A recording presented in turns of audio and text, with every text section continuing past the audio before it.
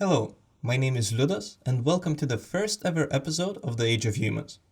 Here we explore how culture shapes the world we live in. In this season, we are going to cover the world of languages and communication. If you don't already, follow us on Instagram at Age of Humans. In our very first episode, we'd like to tell you about how the languages we speak might have an influence on the way we think. As you will soon hear, this is a very controversial topic. We hope this makes for a good listen. So, without further ado, let's get to it.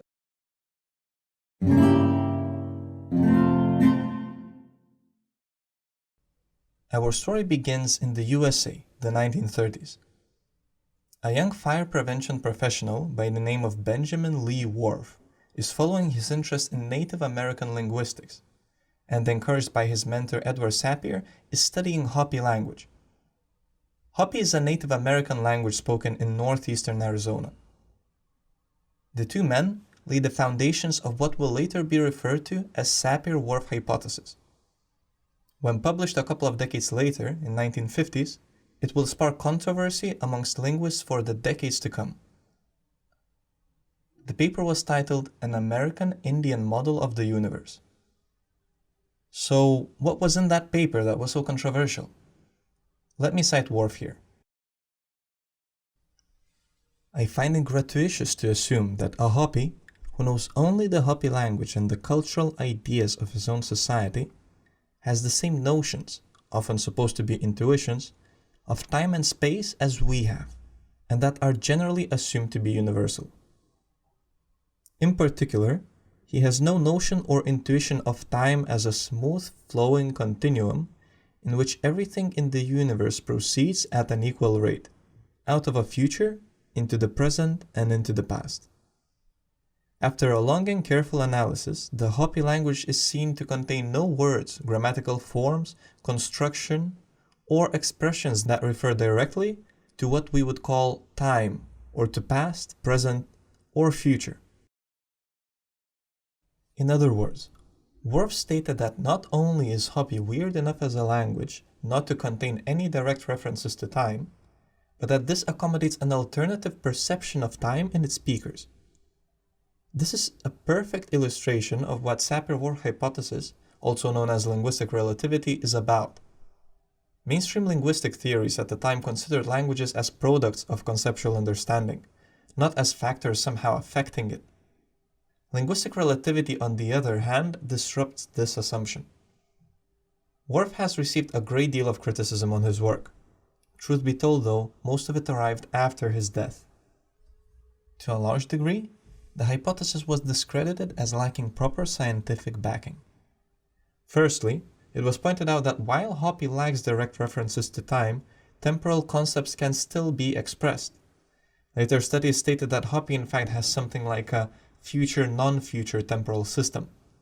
Future forms would refer to events in the future and events that may or may not happen, while the non-future forms gather factual records of the past and the present. And yes, this is very different to the grammar of, say, English, something we're used to, but means Hopi is not an entirely timeless language.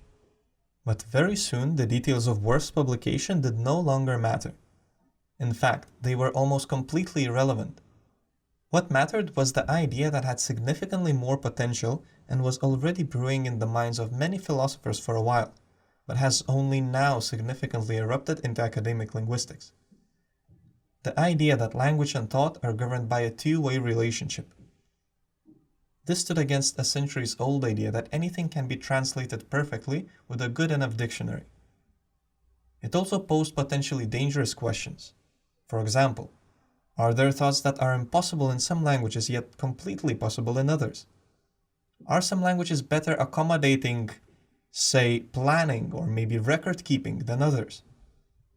You can imagine that many in the mid-20th century feared to discover the answers to these questions, and one cannot really blame them.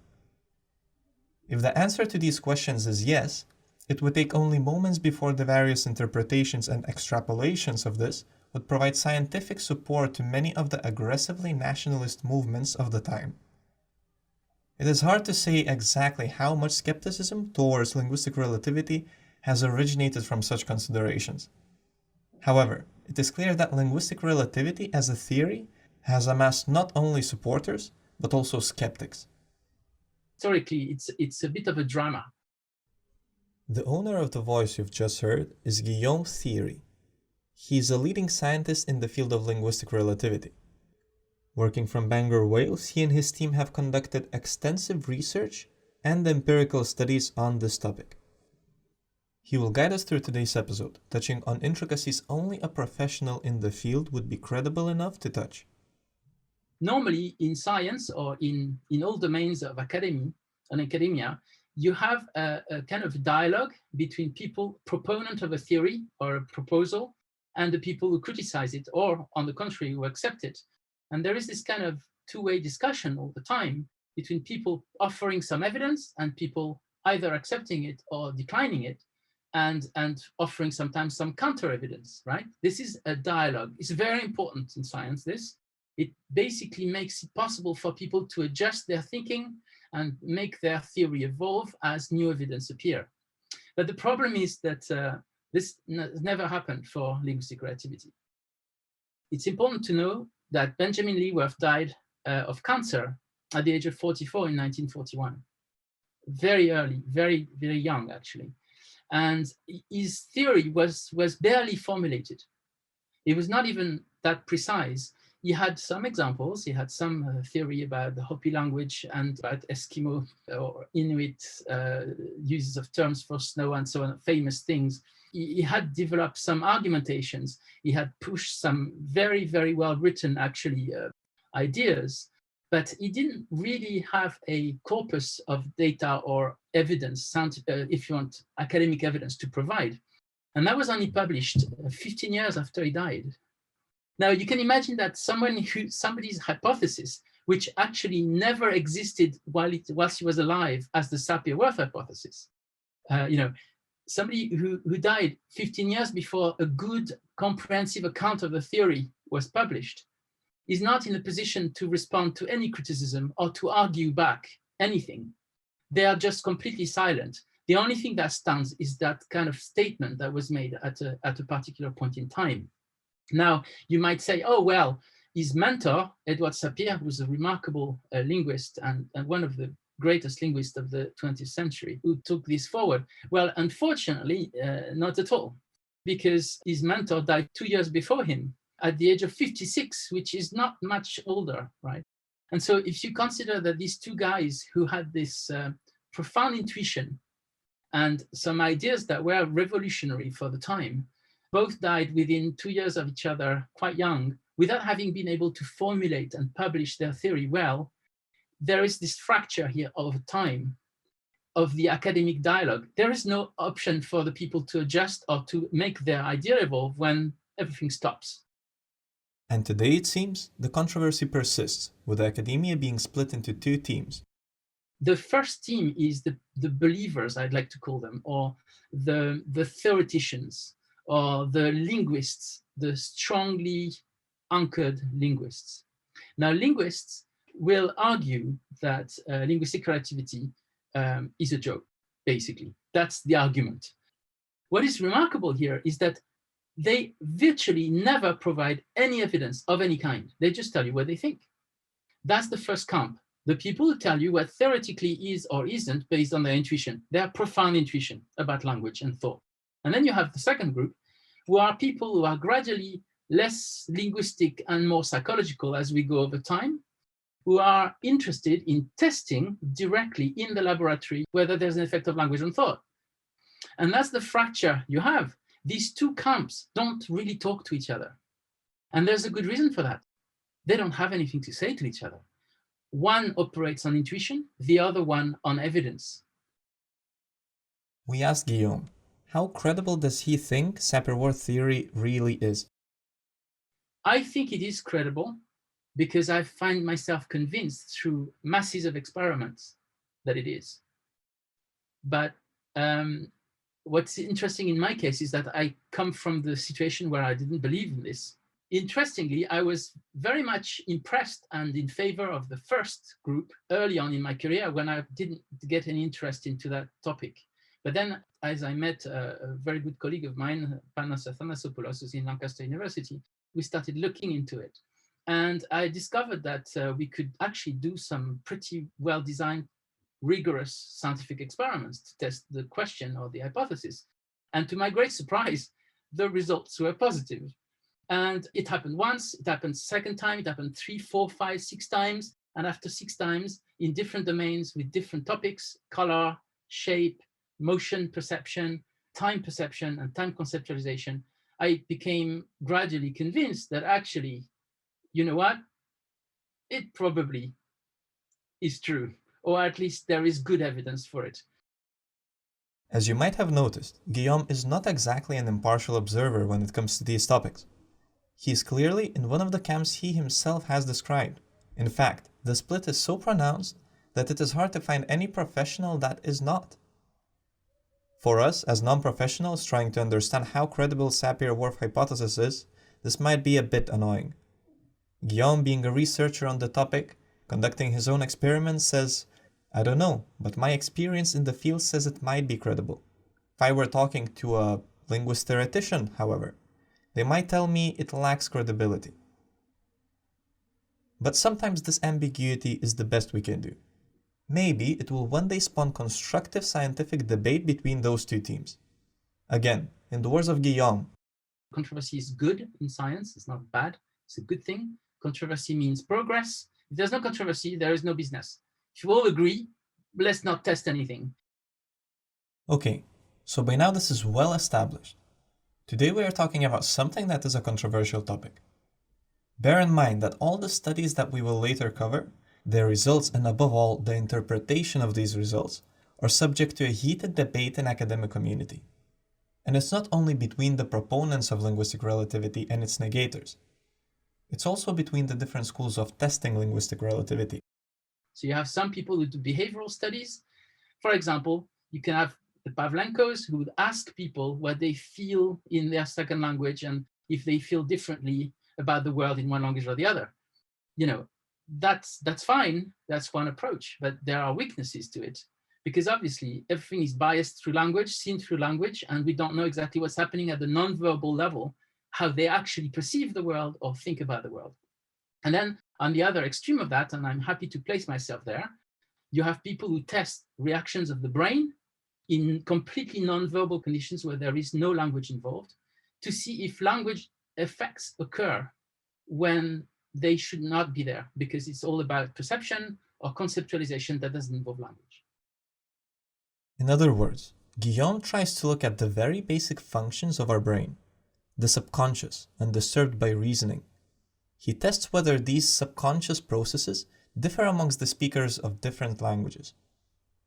Let's take an example of one of his studies. It's centered around color perception, a very common basis to be testing linguistic relativity on.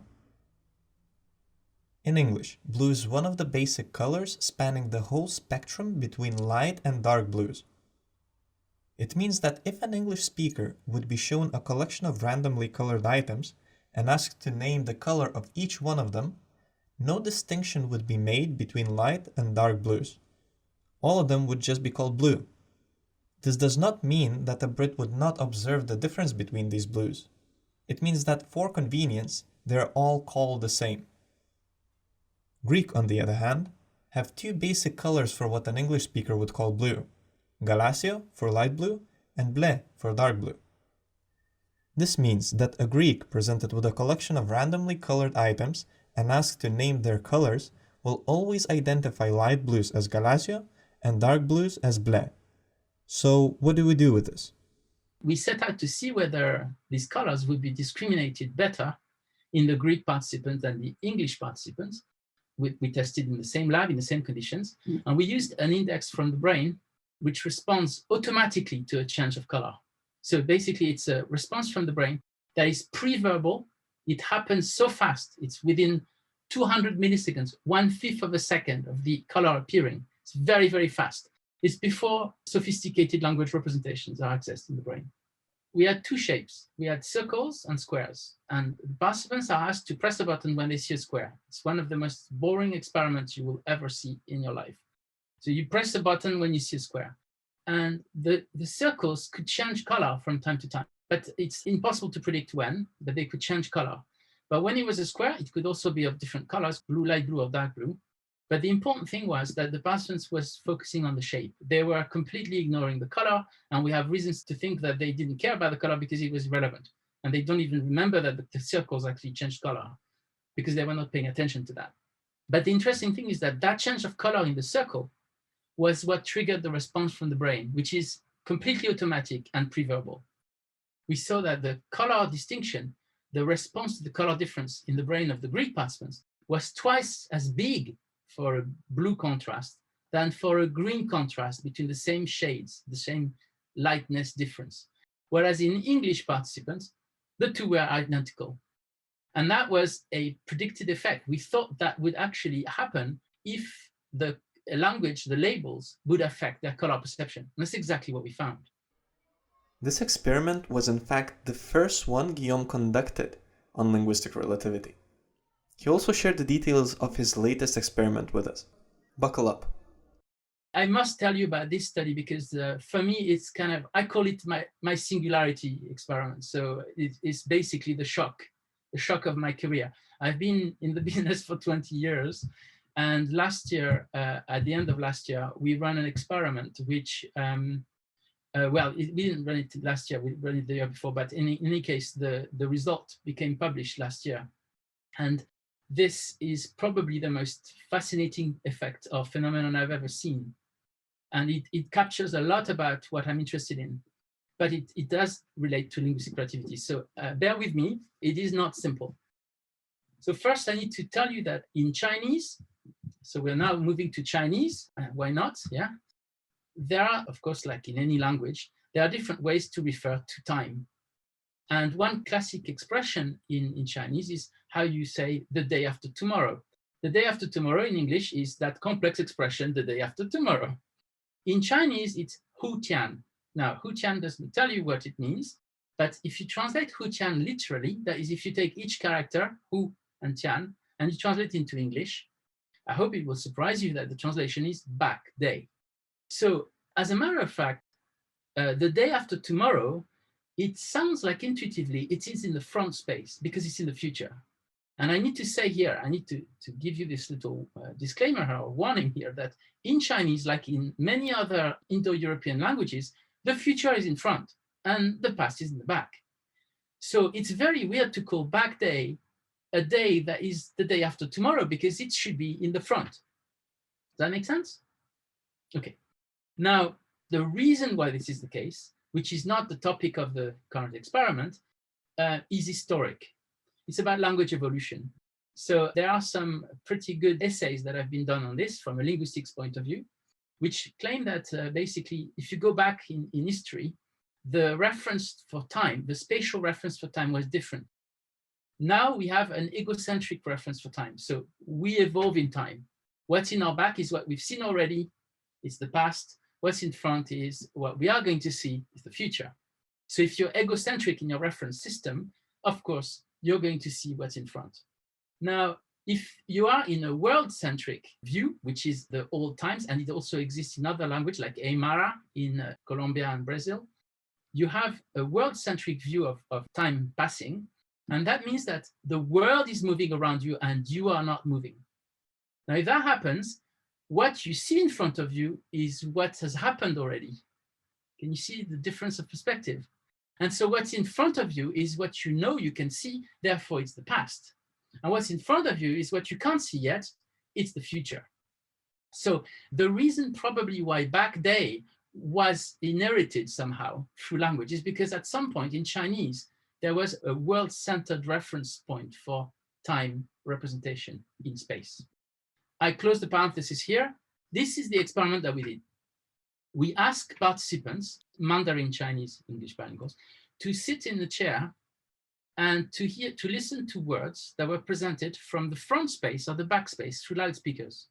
And the auditory system in humans is pretty good at this. So if you present a sound coming from the front, they can tell it comes from the front. Because of the orientation of your ears and the way you process sound, you can tell it comes from the front and the back. And we can test that independently, which we did. We made sure that in 80% or more of the cases, participants could tell whether the sound came from the front or the back. And what we did was we presented them with days of the week. Okay, so imagine, for the sake of the argument, that the experiment was on a Wednesday. Yeah, and we present them with the sound coming from the front Thursday. Okay, now if they hear Thursday coming from the front or the back, or if they hear Tuesday, which is the day before, yesterday, from the front or the back, they have to press 1. So they have to press 1 because the distance between today, which is Wednesday, and what they hear is 1 day. Okay, now if these 2 days, if it's, for example, Friday or Monday, irrespective of whether it was the past or the future, and irrespective of whether it came from the front or the back, you have to press the 2 button. Okay, so 1 for 1 day interval, 2 for 2 day interval. That's all. Needless to say that participants found this incredibly easy and that they had almost a perfect run. Like it was over 98% correct. They couldn't possibly get it wrong. Now, we measured their brainwave to this. And lo and behold, what we found was that when they heard the day after tomorrow, which is Friday on a Wednesday, coming from the front, their brain did not like it. And we can tell that it didn't like it because it was experiencing a superior processing cost, which we can measure, we can quantify it in the brainwave, exactly where we should find it on the scalp, exactly in the right time window, which is in milliseconds and thousands of seconds, and exactly in the direction where we predicted. It happened whenever they encountered the day after tomorrow, for example, Friday on the Wednesday, coming from the front relative to coming from the back, because the back was okay, even though it's completely opposite to the intuition, which is that Friday is in front because it's the future. But when it was coming from the back on the auditory track, it was okay for the brain, but when it's coming from the front, it was not okay.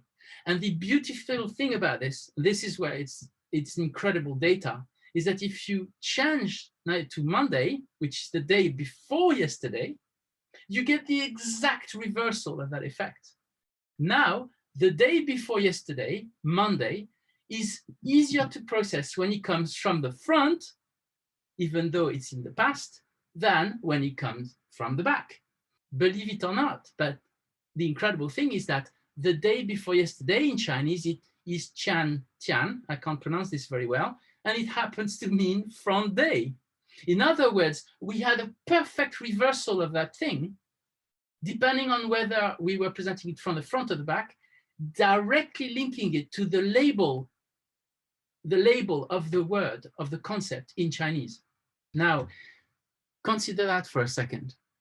What we have found is that the Chinese mind, because it has a word that means directly back day in the language, even though the concept is that of the day after tomorrow, and it's in the future, and it's the front space in terms of convention, the brain automatically retrieved the translation, because it was presented in English, automatically retrieves the translation in Chinese unconsciously, noticed that it was in the wrong orientation sometimes, and suffer the cost in real time. That's thought, guys. That is thinking. That is unconscious thought evaluation of a concept. And it did this entirely outside the participants' knowledge. They have no idea what we were testing. They don't know. But we can tell for sure because we predicted these effects. In other words, language constrains thoughts in real time and at an incredible speed. It's exactly where we would and when we would expect it to happen. That's spectacular. As you might have gathered, using brain imaging or other approaches, linguistic relativity has been tested in numerous studies and experiments. By now, those studies and experiments have tested a wide range of different perceptions. Perceived object qualities based on the grammatical gender is one of the examples. English grammatical gender went extinct in the Middle Ages. However, in the majority of other Indo-European languages, most everyday objects or concepts are either masculine or feminine. And this has an impact on how the native speakers of those languages perceive those objects and concepts. In a study that is often used as an illustration to this effect, linguists have asked Germans and Spanish to describe bridges. In German, a bridge, or die Brücke, has a feminine grammatical gender, while in Spanish it is masculine, el puente. And surely enough, grammatical gender somehow translates into perceived gender. In their descriptions, Germans tended to use adjectives that are typically viewed as feminine, such as beautiful, elegant, fragile, pretty, slender. In contrast, the Spanish tended to descriptions more along the lines of big, sturdy, strong, towering, adjectives that are typically associated to masculinity. The implications of such differences in perception are left for us to ponder about. Maybe a German designing a bridge focuses more on its visual impact compared to a Spaniard. Maybe the bridges built in Germany indeed have a tendency to look more slender and elegant, while in Spain they tend to be impressive in their stature and grandness. Maybe. It is a possibility. And maybe these differences in perception don't really have a physical effect on the world around us. We don't know for sure, but these tendencies are surely interesting to think about. Another good empirical example of how language influences perception comes from Aboriginal languages of Queensland, Australia. These languages are famous for preferring absolute cardinal directions to body relative directions. This means that instead of saying, "Pass me that bowl to your right," one would say something like, "Pass me that bowl to the southeast of you." It has been shown that the native speakers of these languages have a profoundly better sense of direction and the ability to keep track of it in compared to, say, monolingual native speakers of Australian English. It is almost as if they have a compass built into their brain since early childhood. After all, the minds of these people have been trained to constantly keep track of directions. Even their greetings are basically an exchange of information on which direction one's heading. An exchange something like, "Hey, I'm heading northwest," to "Hey, and I'm heading south." As a part of an experiment, these people were presented with cards showing pictures of events evolving in time. Namely, a set of cards showing a man aging, another one showing a crocodile growing, and a third one showing a man eating a banana. They were asked to order each set of cards. Almost all native English speakers would arrange the cards exactly as they write, from left to right. This would also be typically true in case of people that are generally used to writing from left to right in their native scripts. We perceive the time flow as we write, from left to right. This is, however, not the case for the Aboriginal natives of Queensland, Australia. When sitting down and facing east, they would order the cards from the far end towards themselves. When facing south, they would order the cards like Europeans do, from left to right. However, when facing north, they would order them from right to left. In other words, they always order the cards from east to west. East to west is how they perceive the flow of time, and it is not very hard to imagine why. Another brilliant example of language shaping perception involves numbers. In Piranha, one of the many languages native to the Amazon, numbers do not exist. Rather than naming exact quantities of things, the natives resort to approximate descriptions, such as few or many. In an experiment, they were asked to replicate rows made of a different number of batteries. They did just fine for the rows that contained 1, 2, and 3 batteries each. They had more trouble replicating the ones containing more than 3 batteries. Given all this, one starts to question whether perception of numbers is even possible without having specific terms for them in one's language. This kinda makes me think of Newspeak, an artificial language, the concept for which was postulated by George Orwell in his famous novel 1984. In the dystopian world he created, people lived under a pervasive dictatorship that has set out to control their citizens' thoughts by instituting a new language, one devoid of any forms that would allow for any kind of unorthodox or rebellious thought. Amongst many awful forms of repressions suggested in the book, Orwell himself clearly seemed to be very fond of this concept in particular.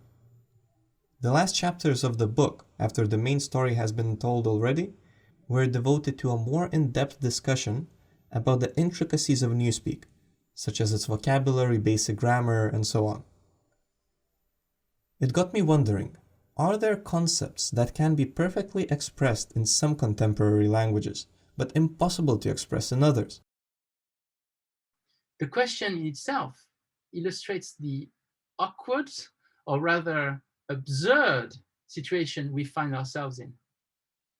If I have a word or an expression or a language formation linked to a particular thought, I can access that thought and communicate about it, right?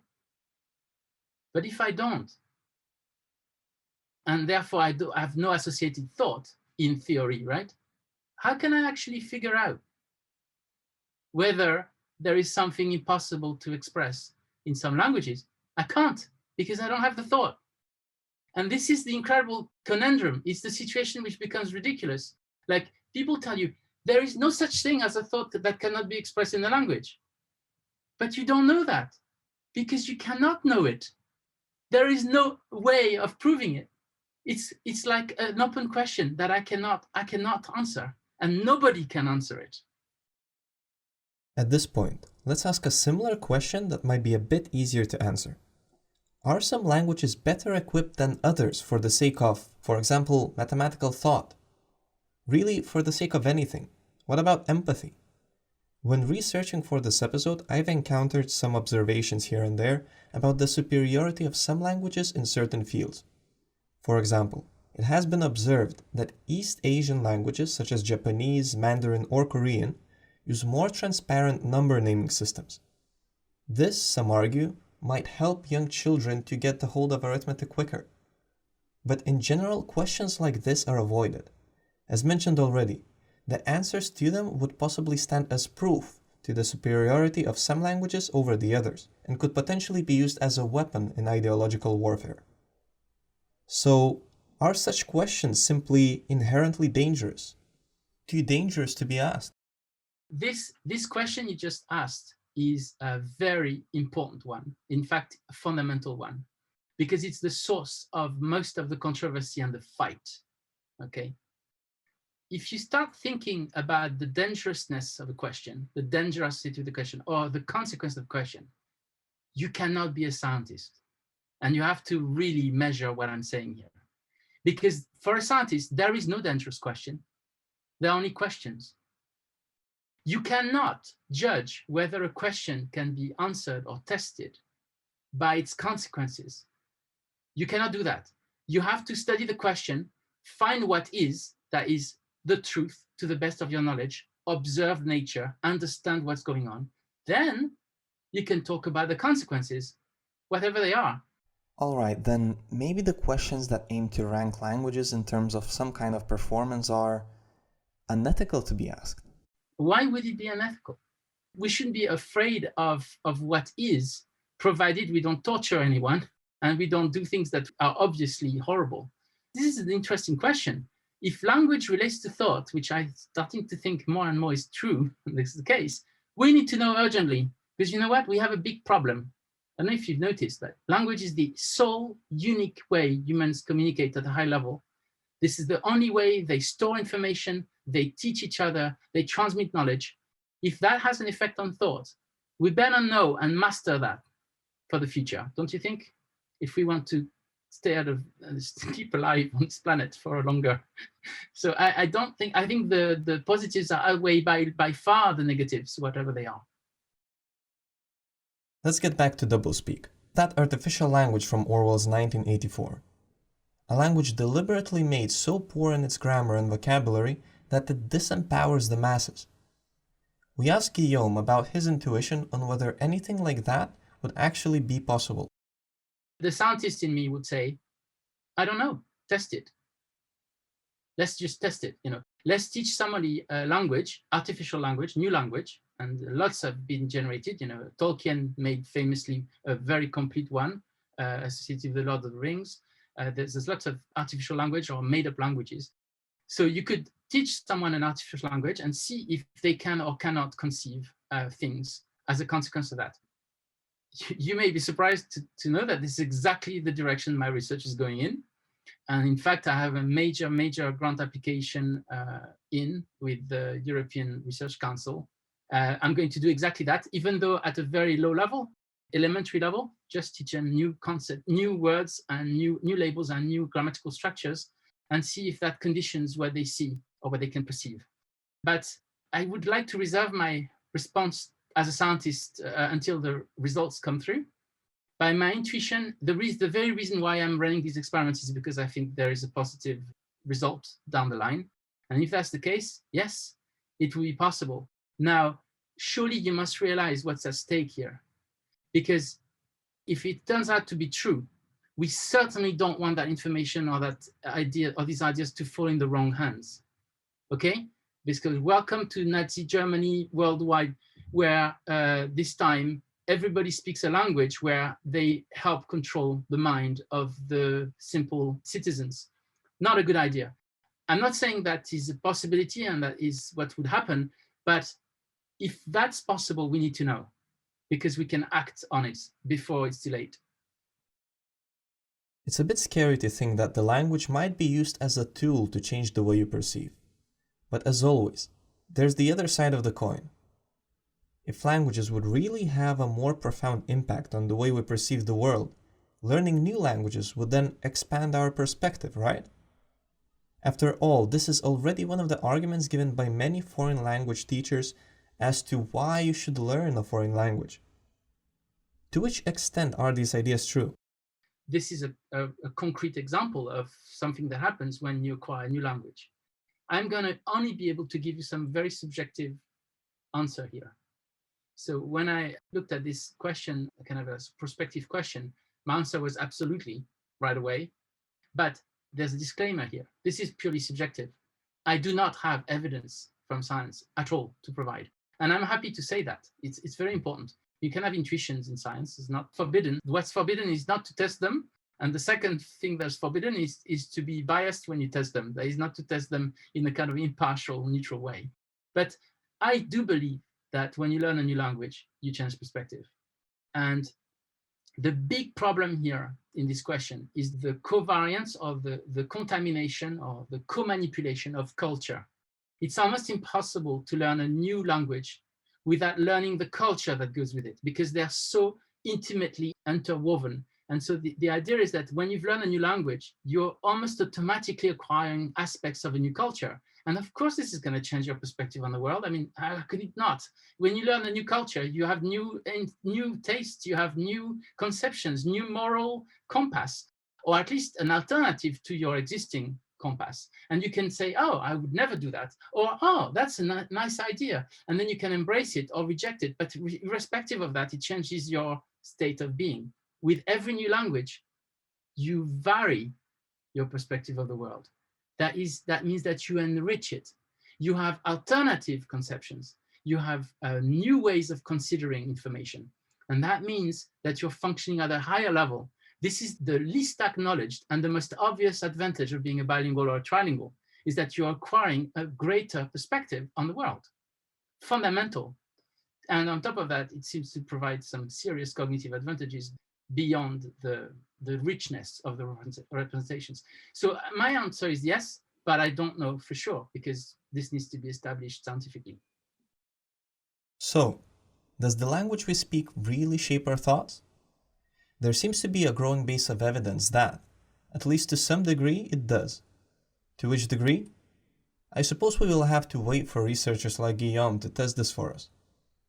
The implications of this research are potentially huge. And maybe that is, at least partially, why, ever since the times of Sapir and Worf, these have been such controversial topics.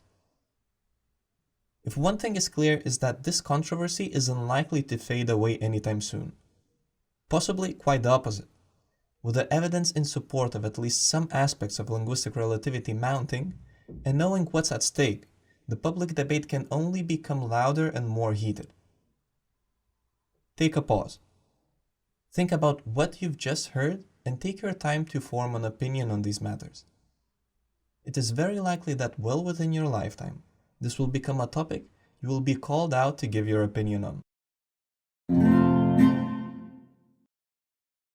This is it, folks. I hope you have enjoyed. We will post some material related to this episode on Instagram, so make sure to check that out at Age of Humans. Also, follow us if you want to be updated on other episode releases. If you're keen to learn more on the topic, I welcome you to check out more of Guillaume's work, or just explore what we've talked about in more detail. So, of course, all the papers that I mentioned so far are published for the greatest part. You have a couple of articles in the conversation, which are really accessible and easy to read, where I consider the possibility that language constrains our conceptual and perceptual world. There's a paper, I think it's called The Power of Language, and there's a couple. If you look my name on the conversation, you'll find them. I wrote about 5. Now, one paper, a review paper that I wrote that kind of captures most of our studies and that has all the references as well, conveniently in the reference list, is called Neurolinguistic Relativity. So it's about linguistic relativity, but from a neuroscience point of view. And it's published in a journal called Language Learning.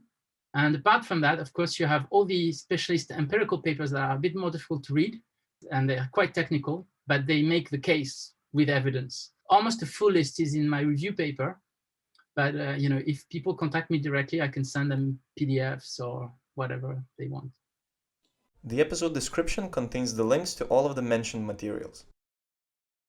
All of our artwork has been created by an inspiring artist and friend, Mikhaila Dimitrova, or Misha for short. You can find more of her work at Misha Artwork on Instagram. She also sells the prints of her works on Etsy, and I genuinely recommend visiting her shop. Link in the episode and podcast description. I particularly appreciate her depictions of dreamy fairy tale-like landscapes, and you might too. Check them out. Also, special thanks to our friend Josh Monks, who has created a good portion of our sound effects and music. Our intro piece was a tremendous task of fitting 6 distinct musical epochs into a single 15 seconds piece, and he did a wonderful job in it. Josh is a composer, and you can find more of his arrangements on his YouTube channel, to which we will link in the episode and the podcast descriptions. Our next episode will come out in 2 weeks. There, Stefan will try to answer the question whether languages divide us. Again, thanks for listening, and until soon.